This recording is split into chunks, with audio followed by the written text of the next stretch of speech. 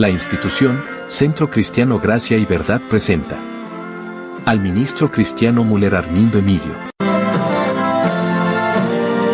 Una antorcha que alumbra en lugar oscuro. Segunda Pedro 1:19. En esta oportunidad queremos hablar acerca de la obra del Espíritu Santo.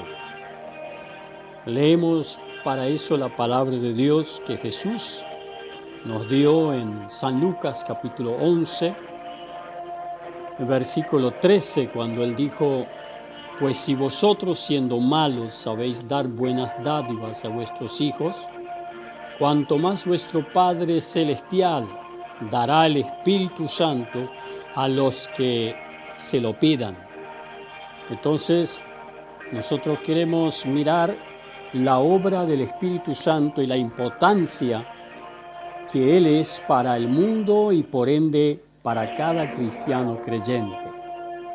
Dice ahí en San Juan capítulo 14, 16, yo rogaré al Padre y os dará otro consolador para que esté con vosotros para siempre. En primer lugar, el Espíritu Santo de Dios, cuando Jesús se fue, terminó su obra en este mundo, Él prometió enviar al Consolador, al Espíritu Santo, la tercera persona de la Deidad, para que siga completando la obra dentro de este mundo, formando la perla, la iglesia, el cuerpo de Cristo. Y entonces primero, Él estará con, indica el acercamiento de Dios al alma para convencer de pecado. Por eso, leyendo en San Juan capítulo 16, en el versículo 7 al 11 dice: pero yo os digo la verdad, os conviene que yo me vaya, porque si no me fuese, el Consolador no vendría a vosotros, mas si me fuere, os lo enviaré. Y cuando Él viene, convencerá al mundo de pecado, de justicia y de juicio. De pecado, por cuanto no creen en mí. De justicia, por cuanto voy al Padre y no me veréis más. Y de juicio, por cuanto el príncipe de este mundo ha sido ya juzgado. El Espíritu Santo con la humanidad toda es el que convence al pecador, al inconverso, a la humanidad toda, que son pecadores. Y el pecador más destacado que Jesús apunta es por cuanto no han creído y no creen en Él. No creen que Él es la solución, la justicia, Él es el Salvador de la humanidad. Entonces el Espíritu Santo es el que convence a través de la lectura del Evangelio y a través de la predicación del Evangelio, hombres de Dios dotados con la plenitud del Espíritu Santo, predican, y el Espíritu Santo que está en esos ministros también está al lado de aquellos que oyen el Evangelio para que el Espíritu de Dios los convenza de que son pecadores y que necesitan creer en la justicia de Dios, que es Cristo, porque Cristo, el que fue al Padre, Él decía: si no me voy, entonces el Consolador no vendría. Pero yo ya completé mi obra y ahora el Espíritu Santo de Dios os convencerá que yo soy la justicia, que justifico al que es de la fe de Jesús, que cree en el sacrificio hecho por Jesús, y de juicio por cuanto el príncipe de este mundo ha sido juzgado, que aunque él está dentro de este sistema del mundo, ensegando, como dice 2 Corintios capítulo 4:4, a los que no creen, para que el Evangelio y la luz divina de Dios no penetre en su conciencia, en sus corazones. Pero sin embargo, el Espíritu de Dios que está al lado de todos aquellos que preguntan por Dios y escuchan el Evangelio, Él les dice: ya está vencido Satanás. Y para ser salvo y no ser juzgado en el día del juicio para perdición, está la justicia que es Cristo, que Él es el manto de justicia para que os viste, seáis sobreseídos de todo pecado si creéis en su sacrificio hecho en la cruz del Calvario. Por lo tanto, Él es el que regenera al pecador cuando cree en Él, después de haber oído el Evangelio, entendido y cree, y acepta en su corazón a Jesucristo como Salvador y Señor. Según Tito capítulo 3, 3 al 7, Él lo regenera. Y como dice Jesús allí en San Juan capítulo 3, del 3 al 16, Él lo hace nacer de nuevo.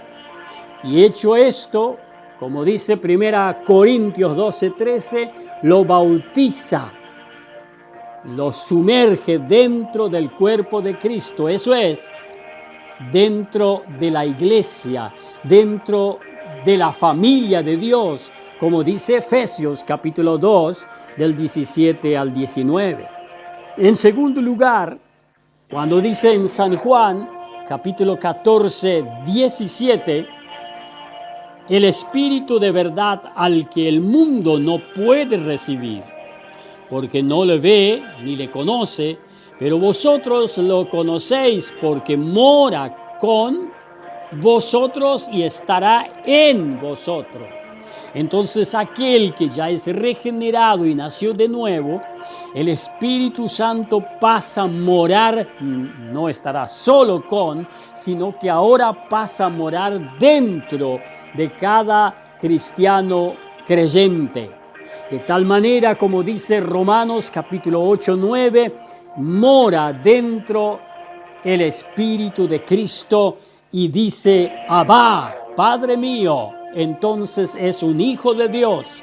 Como dice San Juan Evangelio capítulo 1, versículo 12, de los que creyeron en Él y lo aceptaron, reciben potestad de ser llamados hijos de Dios. De tal manera entonces se vuelve propiedad de Dios. Y dice 1 Corintios capítulo 6, 19 y 20, que Él nos compró y ahora es dueño de cada cristiano creyente redimido y se torna su ser templo del Espíritu Santo. Lo mismo repite en 2 Corintios 6, 16. Y allí entonces produce el fruto del Espíritu, como dice Gálatas 5, 22 y 23.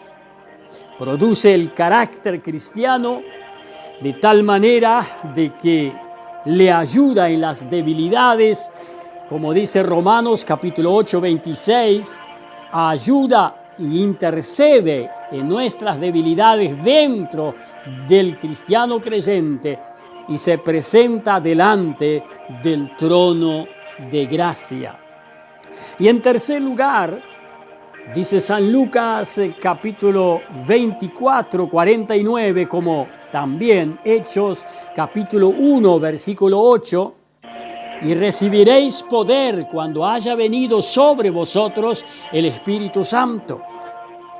Y cuando Él viene sobre el cristiano creyente, lo inviste, lo revista con poder y autoridad, lo santifica, lo aparta para la obra de Dios. Romanos capítulo 15, 16 dice: para ser ministro de Cristo Jesús, a quien a los gentiles, a los inconversos, ministrando el Evangelio de Dios, para que la humanidad le sean ofrenda agradable, santificada por el Espíritu Santo. Entonces el Espíritu Santo de Dios santifica pero Él también revela lo que debe cada cristiano creyente hacer en la obra de Dios. Dice 1 Corintios capítulo 2, versículo 10, pero Dios nos las reveló a nosotros por el Espíritu, porque el Espíritu todo lo escudriña, aun lo profundo del corazón. Y de ahí también Él manifiesta dones carismáticos, como dice 1 Corintios capítulo 12, el versículo 7 al 11, las manifestaciones del Espíritu Santo en dones especiales para el servicio de la obra de Dios. Por lo tanto, como ya hemos hablado sobre esto, hay dones como ministros de Dios que Dios escoge desde el vientre de la madre para ministrar la palabra. Hay dones como ministerios, servicios, que dice Romanos 12, del 3 al 8. Y también hay dones como talentos. Encontramos también en San Mateo, capítulo 25, del 14 al 30, los talentos que son virtudes intelectuales que Dios ha puesto dentro de cada ser humano y lo vivifica para el servicio de Dios. Por ende, entonces, esos dones son los que se manifiestan para edificación del cuerpo de Cristo y el alcance de la predicación del Evangelio al mundo, que puedan entender, creerlo y aceptarlo y ser salvo. Que Dios los bendiga.